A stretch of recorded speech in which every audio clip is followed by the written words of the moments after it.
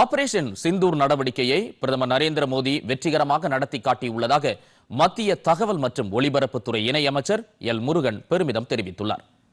கோவை குரும்பபாளையம் பகுதியில் அமைந்துள்ள தனியார் பொறியியல் கல்லூரியின் பட்டமளிப்பு விழாவில் கலந்து கொண்டு அவர் உரையாற்றினார்.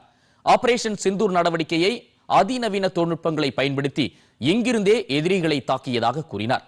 ராணுவ தளவாடங்களை இறக்குமதி செய்த நிலை மாறி தற்போது 50,000 கோடி ரூபாய் அளவுக்கு ராணுவ தளவாடங்களை ஏற்றுமதி செய்யும் நாடாக இந்தியா மாறியிருப்பதற்கு மத்திய அரசின் கொள்கைகளே காரணம் என கூறினார்.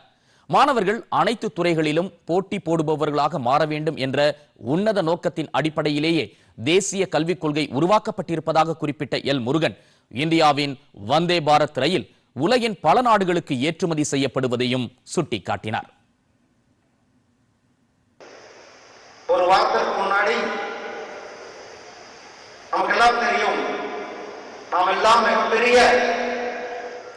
கர்வமும் கௌரவமும் கொண்ட ஆபரேஷன் சிந்தூரை நம்முடைய பிரதமர் திரு நரேந்திர மோடி அவர்களும் நம்முடைய ஆர்மி அவர்களும் வெற்றிகரமாக நிகழ்த்தி காட்டியிருந்தார்கள்.